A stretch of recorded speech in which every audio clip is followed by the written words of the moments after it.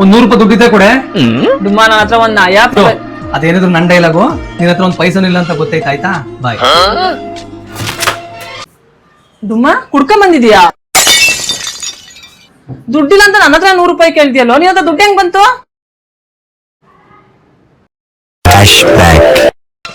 ಏನು ಡುಮ್ಮಿ, ಪ್ಯಾಕಿಂಗ್ ಎಲ್ಲ ಜೋರ್ ಐತೆ. ಏನ್ ಹೇಳ್ದೆ ಕೇಳ್ದೆ ತೋರ್ ಮನೆ ಕಡೆ ಪಯಣನಾ ಹೆಂಗೆ? ಮೊನ್ನೆ ಊರಿಗೆ ಹೋದ್ನಲ್ಲ, ನಮ್ಮ ಅಮ್ಮ ನಮ್ಮ ಅಜ್ಜಿದು ಹಳೆ ರೇಷ್ಮೆ ಸ್ಯಾರಿಗಳು ಹಂಗೆ ಇಟ್ಟಿದ್ದಾರೆ. ಆ ಕಾಂಚೀಪುರಂ ಮುರುಗನ್ ಸಿಲ್ಕ್ ಸ್ಯಾರೀಸ್ ಅಂತ ಇದೆಯಂತಲ್ಲ ಬೆಂಗಳೂರಲ್ಲಿ, ಈ ರೇಷ್ಮೆ ಸ್ಯಾರಿಗಳು ತಗಂತಾರಂತೆ, ಸ್ಟೋನ್ ಮೇಲೆ ಉಜ್ಜಿ ನೋಡ್ತಾರಂತೆ, ವೈಟ್ ಕಲರ್ ಬಂದ್ರೆ ಕೈ ತುಂಬಾ ದುಡ್ಡು ಕೊಡ್ತಾರಂತೆ. ಒಬ್ಬ ಹೌದಾ?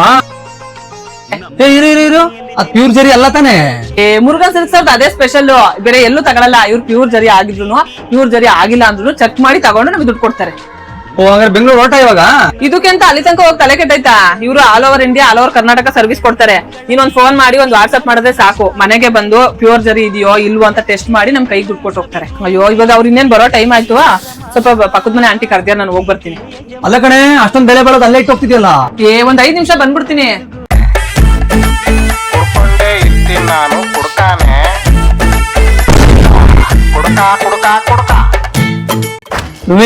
ಪ್ಯೂರ್ ಜರಿ ಇರೋ ಸೀರೆ ದುಡ್ಡು ನೀನ್ ಇಟ್ಕಳೆ, ಪ್ಯೂರ್ ಜರಿ ಇಲ್ದ್ರೆ ನನಗೆ ಕೊಡೆ, ನಾನೇ ಕೊಡ್ತೀನಿ ನನಗೆ.